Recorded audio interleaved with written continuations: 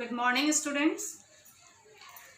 Today we will discuss directive principle of state policy. The directive principles of state policies are guidelines, instructions given by the Constitution. The government at all the levels. All the levels means we are talking about the central government or state government are expected to frame their policies in accordance with these principles with an aim to achieve our national goals and establish our welfare state in India. My dear students, the directive principles of state policy are not enforceable by law, but they do lay down important fundamentals in the governance of the country. They direct the states to apply these principles while making laws to secure a social order for the promotion of the welfare of the people. They aim to minimize the inequalities in income and eliminate inequalities of status, along with providing facilities and opportunities. The directive principles ensure that the material resources of the country are utilized for the common good. The classification of the directive principles.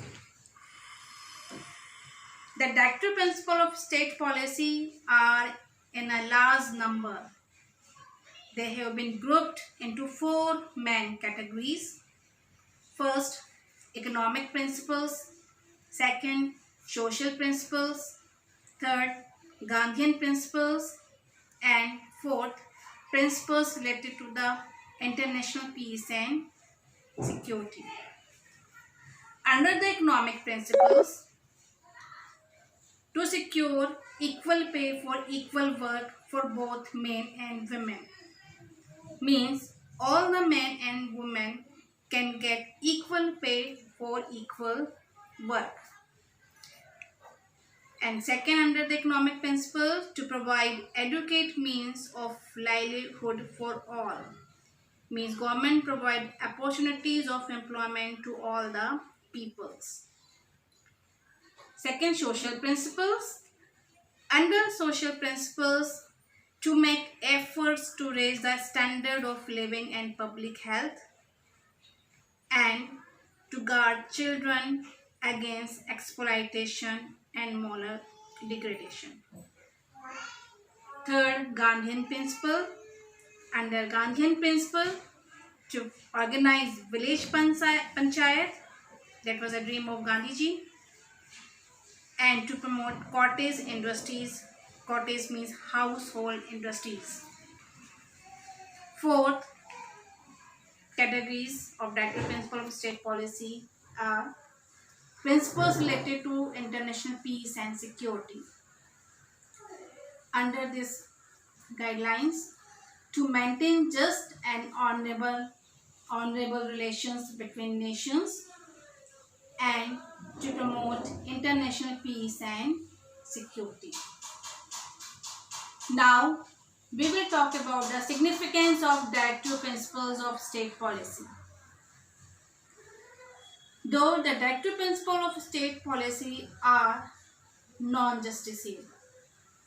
Non-justiciable means not enforceable by law. Yet, these are the moral obligation on the part of the governments at all levels to work for the welfare of the people.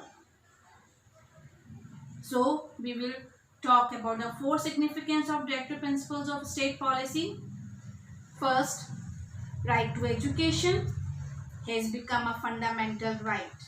You know very well, right to education was included in our constitution in 2002 for the first time as a fundamental right, and according to this, the state shall provide free and compulsory education to all children in the age group of 6 to 14 years. Second, Environment Protection Act and Wildlife Protection Act have been passed. The Wildlife Protection Act have been passed in 1972. According to this act, it prohibits poaching, hunting and trade of wildlife. Third, National Commission for the Welfare of Women has been established. This commission protects all the women of India in India.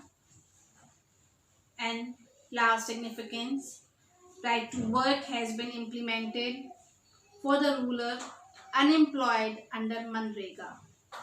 Manrega means full form of Manrega, Mahatma Gandhi Rural Employment Guarantee Act. So Manrega was passed in September 2005.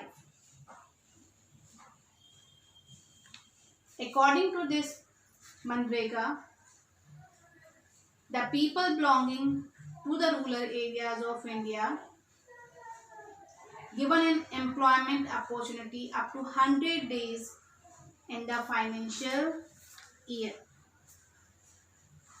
So that's all for the directive principle of state policy. Thank you and have a nice day.